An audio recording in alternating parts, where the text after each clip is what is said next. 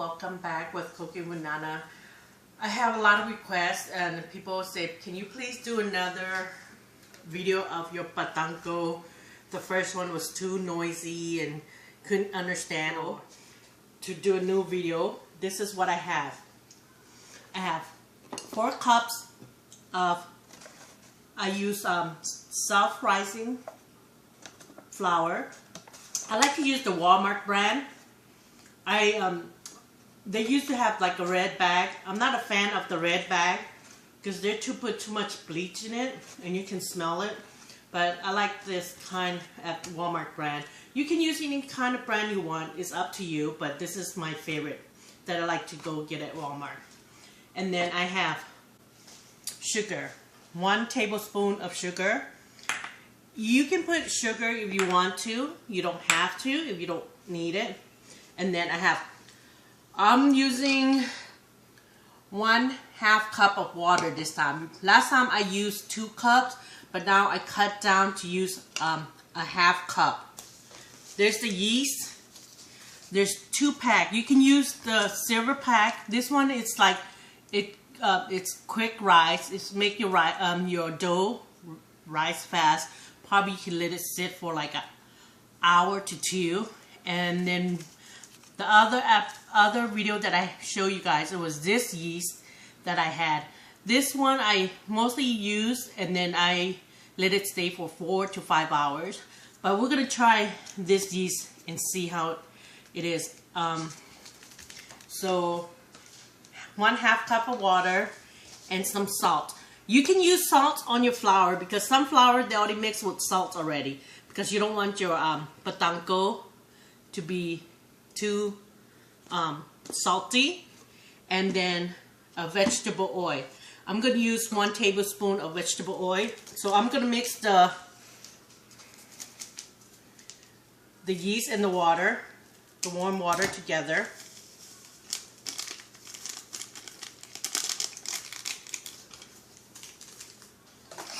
Mix into dissolve.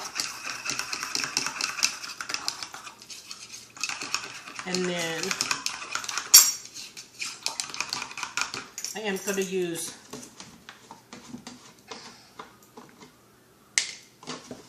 1 tablespoon of vegetable oil, mixing with the water here.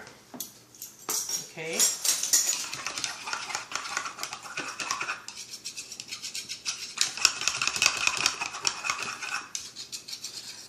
On my last episode, remember I said you can use milk. Some people use milk, some people use water. But my 4 cups of flour, 1 tablespoon of sugar. You don't have to use sugar. Some people don't put sugar in theirs. That's fine. But it's just a little sweetness in there. And then, like I said, you can use salt if you want to. You don't have to if you don't want to. It depends on the flour. Some flour have salt in it and some doesn't. So like sometimes the red bag of self-rising, I think they add salt in it. But this one, I'm just going to add like a pinch. Just a pinch. Just to bring a little bit kick in the flour. Not too much, you know. Okay, once it's all this, I'm going to mix this in here.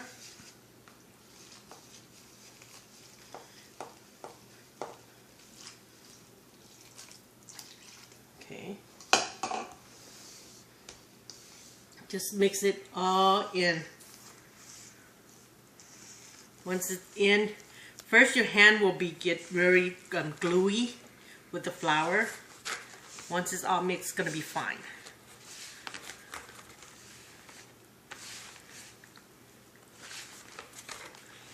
Mix it in. Like, remember I told you it's gonna be okay.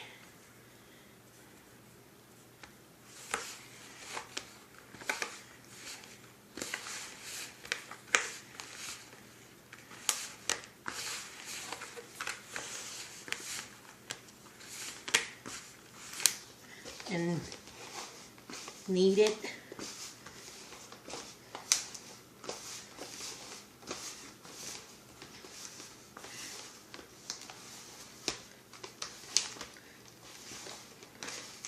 Last time I used 2 cups. It was kind of make the dough a little bit more watery, and we kept adding more flour. So since I've been kept measuring it, kept playing around with my Patongko, I just used 1.5 cup of water. Once it's all in together, you just knead it for like 15 minutes until everything is all in together. I keep kneading it for 10 minutes, 5 to 10 minutes. Once it's all in together, get another clean bowl, flour the bowl. Okay, you put it in here. Okay, now we're gonna let it sit and just use a plastic wrap to wrap it real good to get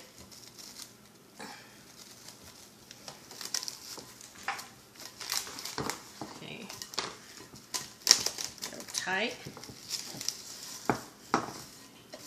See, if you in the cold weather and you want this to be in, you want the flour to be in the room temperature, you know, where it will rise it up when it's in room temperature. But if you're in the winter area and stuff, you can put it in the oven, turn on your oven light and leave it there and let it rise for 2 hours. Because I'm using that silver quick one, I'm gonna try to dough for 2 hours, to let it rise for 2 hours. If I use this one, I let it stay for 4 to 6 hours. I like my dough to be puffy up. So let's put this in the oven because my oven is on. I didn't turn on, I just turned on the light to keep my dough warm so it rise up. Once it rise up, I will show you the one I did earlier. I did this one earlier. Same thing, I just show you how I did with the flour. I let it rest for 2 to 3 hours and then it's gonna be soft like this. Okay. Once it's soft, I preheat the pot with hot oil to fry them. Because you want your pot to, the oil to be kind of hot, but not over hot, because once it's hot, you put the dough in, it's gonna burn. Once I cut this in half, I kind of roll it. Just have extra flour. And then I just use my hand to roll it.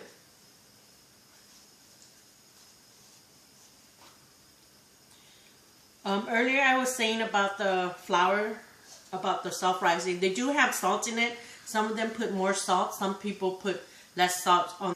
You can use the roller you want, but mostly I like to play with my hand. Use my hand as my rolling. This like an inch, okay, and then just flour it. Make sure cut the edge. Okay, make sure your knife is sharp, and then flour your knife so it don't sticks. There's one here,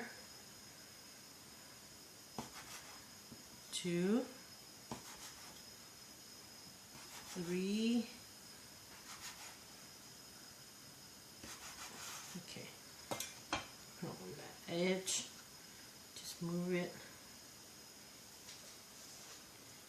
Okay, and then I'm gonna check if my oil is hot already, because you don't want to put the bread down if it's not hot, because it's just gonna not cook. It's just gonna, let's try on this.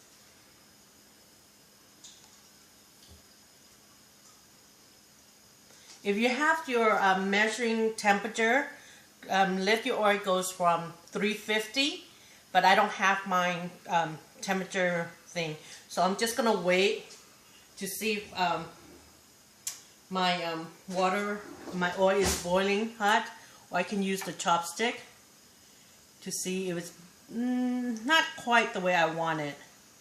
It's still not really hot for me yet. Like I say, once it's hot, you have to lower down your temperature because you don't want your patongko to burn fast because it takes time to cook the dough and stuff. So once you cut in pieces, I have a cup of water, a chopstick, or you can use the kebab stick. Put water here in the middle, here, in each one of them. And then take this one on top of another. Stick together. Okay. You can use the end of the other chopstick and press it down. Do one more time on top. Instead of the wet tip, use the edge of the other chopstick. Just press it down. Once done, you can stretch it gently, just like, and put it down there. Gently. Just depend how long you want it, how short you want it.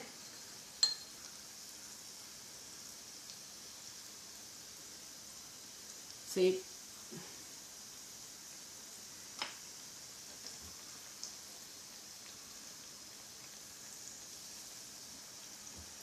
See?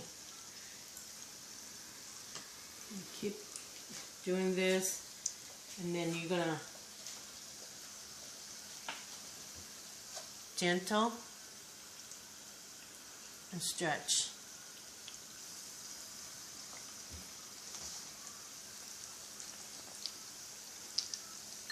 Two water in the middle.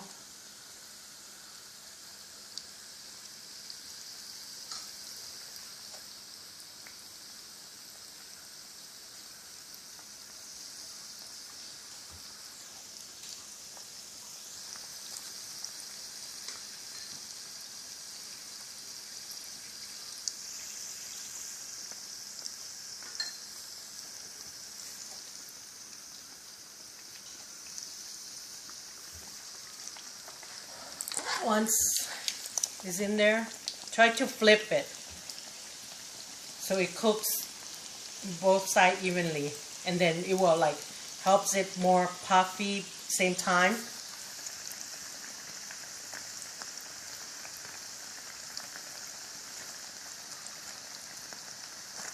And then once the heat is up high, very hot, low to medium,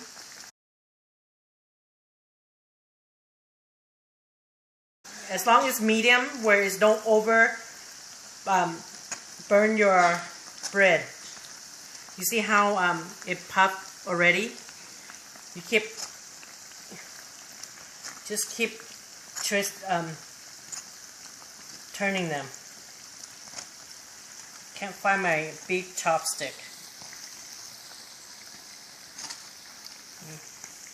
Once it's like that, and then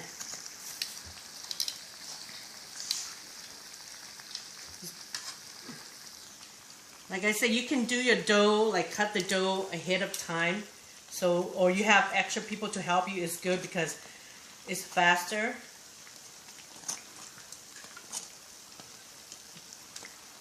This was just the extra one that I just fried to see how was the dough,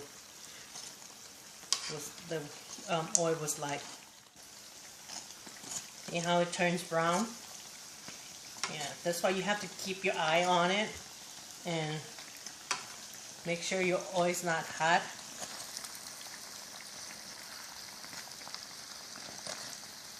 Once it's golden brown, it's all set and done.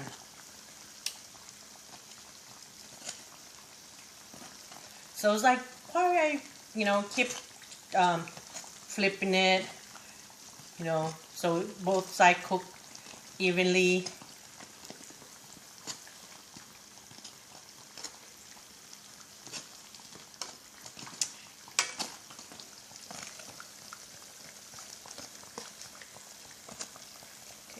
Once it's done, I have a basket right here.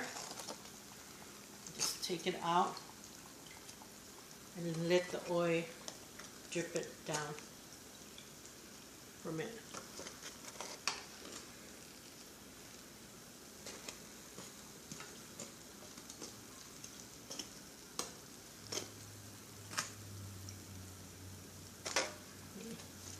And then I still can have more to fry, and then I'm going to keep frying my patongko. And then like I said, cameraman, you come over here real quick. You see how I use my hand to play with it. You know, once, like you cut this ahead of time. So it's better that way. If you don't have no one to help you, just cut it and then set it inside. When it's ready to fry it, then it's easy. Okay, like I said, use some of your the dough you have, cut in half. You see how it come out sticky, and just play with it. See, like I said, you can just massage it and roll with your hand and pull it like this.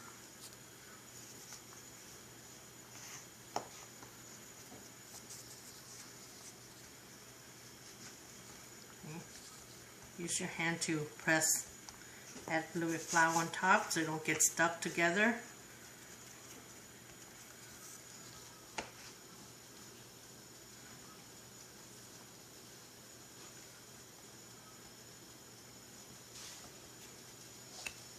Okay, and then cut it.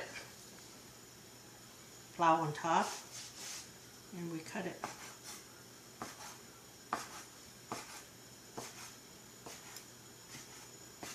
Okay, and then like I said, flour here, water, bread, squeeze, put in your flour, right there. And then this one. See, if I don't pay attention on it, it's gonna burn. So that's why you have, you know, if you have someone to help you, it's good. So that person can be next to the flyer, keep flipping for you, because if not, then you don't want your patongko to burn. So, or you can just like do this ahead of time, and then when you prep everything, you just throw all the patongko in the bread that you fry. So that's how I do my patongko. Like I said, there's a lot of ways people do theirs, you know, and this is the way how I'm doing mine. If you like to try it, go ahead, you know, feel free to try the way how I do mine, patongko. I have my taster, my daughter Talina. Say somebody. Somebody. Okay, so this is how my patongko would turn out. Like she already took a bite already. Here's the one that you have. Okay, it's best that you can have it in the morning or snacks or dinner. Sometimes my kids like with their Ovaltine, and then or condensed milk, and then you can eat it plain. Some people like to put on their kapiak sen or the kapiak cow. You cut it, and right there you can have it on with anything you like. So this is how my patongko turns out. Let's see.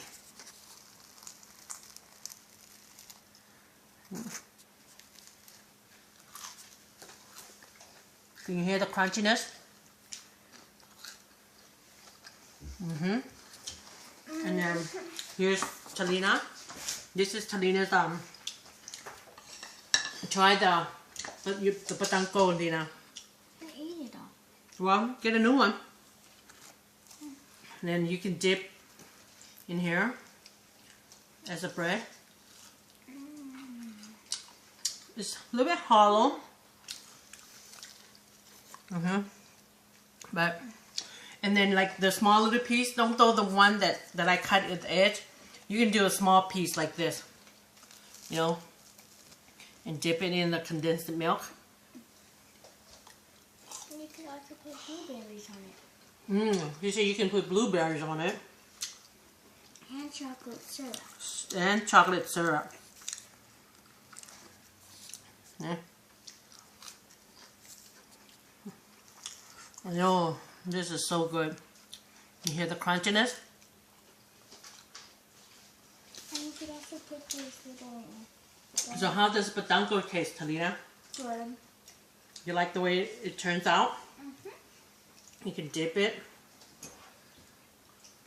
like this, or especially my mom, she likes to soak hers in her Ovaltine like that. Then she would do like this as her bread. So this is how my Patongko will be like, and this is how it turned out. Like I said, some people do different kind of their Patongko, and this is the way how I do mine. You know, if you like to follow the way I do it, I'm happy if you guys try it out and see how it will be like. It just takes time, practice of the shape.